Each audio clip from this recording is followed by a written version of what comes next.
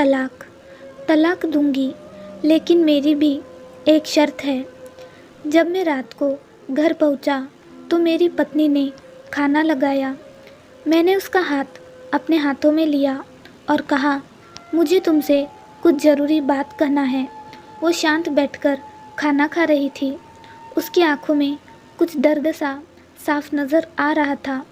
अचानक मुझे नहीं पता कैसे कहूँ, मगर मुझे उसे बताना ही था। मैंने बड़ी शांति से कहा, मुझे तलाक चाहिए।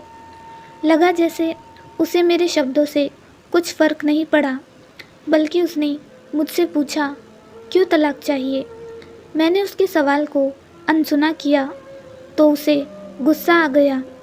उसने चम्मच उठाकर फेंक दिया और ज़ोर से चिल्लाई, तुम इंसान नहीं हो। उस रात हमने एक दूसरे से बात नहीं की। वो रो रही थी। मुझे पता था कि वो जानना चाहती थी कि आखिर ऐसा क्या हुआ जो हमारा रिश्ता टूटने की कगार पर आ गया। पर मेरे लिए उसके सवालों का जवाब दे पाना नामुमकिन था। मैं अब किसी और से, प्रिया नाम था उसका, प्यार करने लगा हूँ। अब मुझे उससे प्यार नहीं रहा। मैंने उसे उसके बरसों के प्यार की सज़ा दी थी। भरे मन से मैंने तलाक के पेपर तैयार किए। उसमें लिखा था कि वह पूरा घर, कार और कंपनी की 30% शेयर ले सकती है इस तलाक के बदले में। लेकिन उसने उन पेपर को देखा और उनके टुकड़े टुकड़े कर दिए। वो औरत जिसने मेरे साथ ज़िंदगी के 10 साल बिताए थे, वो आज मेरे लिए अनजान हो चुकी थी। मुझे इन 10 सालों का जो उसने मेरे लिए बर्बाद किए, मगर मैं क्या करूं? जो हो चुका उसे मैं बदल नहीं सकता था, क्योंकि मैं किसी और से, अपनी पत्नी से भी ज़्यादा प्यार करने लगा था। आखिरकार उसके सब्र का बांध टूट गया और वो फूट फूट कर मेरे सामने रोने लगी। मेरे लिए उसका रोना एक तरह से उसकी रिहाई की तरह था। तलाक की ये बात जो कई दिनों से मुझे परेशान कर रही थी, अब बिल्कुल साफ हो चुकी थी। अगले दिन मैं घर काफ़ी लेट आया। मैंने देखा कि वो टेबल पर बैठकर कुछ लिख रही थी। मैंने शाम का खाना नहीं खाया था, लेकिन फिर भी मैं सीधे ऊपर जाकर अपने कमरे में सो गया, क्योंकि पूरा दिन प्रिया के साथ रहने और कई जगह घूमने के बाद मैं थक गया था।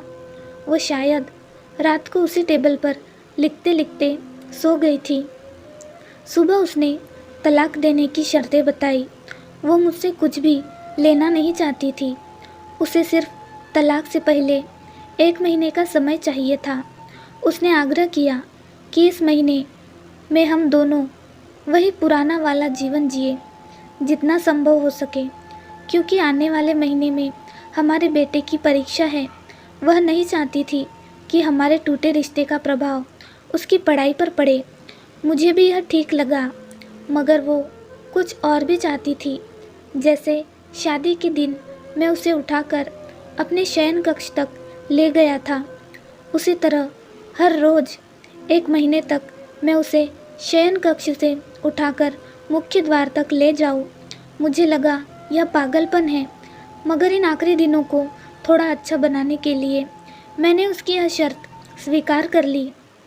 मैंने प्रिया को अपनी पत्नी की सभी शर्तें बताई। वो हंसने लगी। उसे लगा मेरी पत्नी कितने भी तरीके अपना ले, तलाक होना तो तय है। मेरी पत्नी और मैं किसी से भी इस दौरान नहीं मिले थे, लेकिन उस दिन जब मैं उसे पहली बार उठाकर गेट तक लेकर गया तो हम दोनों काफ़ी अजीब महसूस कर रहे थे। पीछे से हमारा बेटा भी खिलखिलाकर खुश हो रहा था।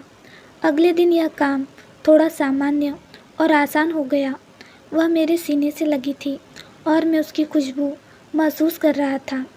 ऐसा लगा जैसे कई दिनों बाद मुझे ये खुशबू मिल रही थी, या फिर कई दिनों से मैंने उसके होने का महसूस नहीं किया था।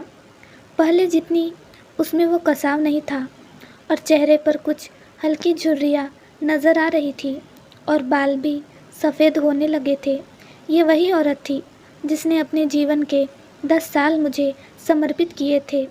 चौथे दिन जब मैंने उसे उठाया तो वो पुरानी रोमांच लौटाने लगी थी।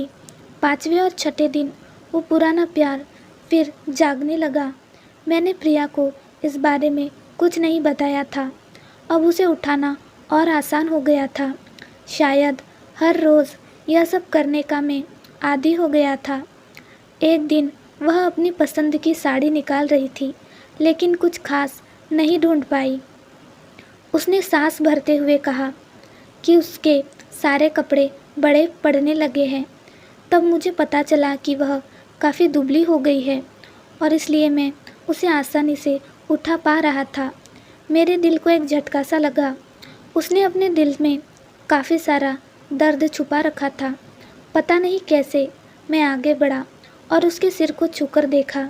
अचानक हमारा बेटा आया और बोला कि पापा, ये तो मम्मा को उठाकर बाहर ले जाने का समय हो गया है। उसके लिए अपने पापा द्वारा मम्मा को इस तरह उठाकर ले जाते हुए देखना जीवन का अभिन्न हिस्सा बन गया था। मेरी बीवी ने हमारे बच्चे को बुलाया और ज़ोर से उसे गले लगा लिया। मैंने अपना चेहरा दूसरी तरफ कर लिया। मुझे लगा कहीं मैं अपना निर्णय बदल न लूँ। मैंने अपनी पत्नी को रोज़ की तरह उठाया और बेडरूम से सिटिंग रूम होते हुए हॉल तक लाया। उसने प्यार से अपने दोनों हाथ मेरी गर्दन के आसपास रख दिए। मैंने उसे ज़ोर से पकड़ रखा था, मगर उसका इतना कम वज़न मुझे परेशान कर रहा था। महीने के आखिरी दिन जब मैंने उसे उठाया तो मेरे लिए एक कदम भी चल पाना मुश्किल हो रहा था। हमारा बेटा स्कूल जा चुका था। मैं अपनी कार से ऑफिस गया और कार से कूदकर बाहर आ गया, बिना कार को लॉक किए। मुझे डर था कि अब एक पल की भी देरी मेरा इरादा बदल देगी। मैं ऊपर गया। प्रिया ने दरवाज़ा खोला और मैंने उससे कहा, सॉरी प्रिया, अब मैं अपनी पत्नी से तलाक नहीं लेना चाहता। उसने मुझे देखा और मेरे सिर पर हाथ फेरकर कहा, तुम्हें बुखार तो नहीं है? मैंने उसका हाथ हटाया और कहा, सॉरी प्रिया, अब मुझे अपनी पत्नी से तलाक नहीं चाहिए। हमारी शादीशुदा ज़िंदगी शायद हम दोनों के ध्यान न देने की वजह से बोरिंग हो गई थी, लेकिन इसका मतलब यह कतई नहीं कि हम एक दूसरे से प्यार नहीं करते। अब मुझे एहसास हुआ है कि जिस दिन मैं उसे शादी करके अपने घर लाया था, उसी दिन से जीवन के आखिरी दिन तक मुझे उसका साथ निभाना है। प्रिया के होश उड़ गए। उसने मुझे एक ज़ोरदार चाटा जड़ दिया मेरे मुंह पर। वह रोने लगी और दरवाज़ा अंदर से बंद कर लिया। मैं सीढ़ियों से नीचे उतरा और आकर अपनी कार में बैठ गया। आगे एक फूल वाले की दुकान पर रुका और अपनी प्यारी पत्नी के लिए एक सुंदर सा गुलदस्ता लिया। दुकानदार ने पूछा कि इस पर क्या लिखना है। मैंने मुस्कुराते हुए कहा कि मैं तुम्हें ज़िंदगी के आखिरी दिन तक यूं ही उठाता रहूँगा, मेरी अर्धांगिनी। उस शाम जब मैं घर आया, हाथों में गुलदस्ता लिए, मेरे चेहरे पर एक मुस्कान थी। मैं ऊपर अपने कमरे की तरफ भागकर गया, लेकिन तब तक वह मुझे छोड़कर इस दुनिया से जा चुकी थी, हमेशा के लिए। वो कई महीनों से कैंसर से लड़ रही थी, लेकिन मैं प्रिया के साथ इतना खोया हुआ था कि कभी ध्यान ही नहीं रहा। उसे पता था वह जल्दी ही मुझे छोड़कर जाने वाली है, इसलिए वह मुझे और मेरे बेटे के रिश्ते को टूटने से बचाना चाहती थी। मैं नीच उससे तलाक लेना चाहता था, लेकिन फिर भी उसने मुझे अपने बच्चों की नज़रों में एक प्यारा पति और पिता बना दिया था।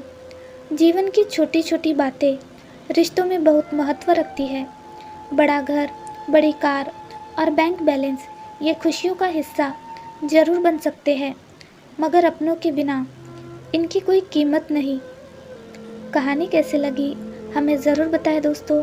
चैनल पर नए हैं तो लाइक, शेयर, सब्सक्राइब ज़रूर करें। कहानी सुनने के लिए धन्यवाद।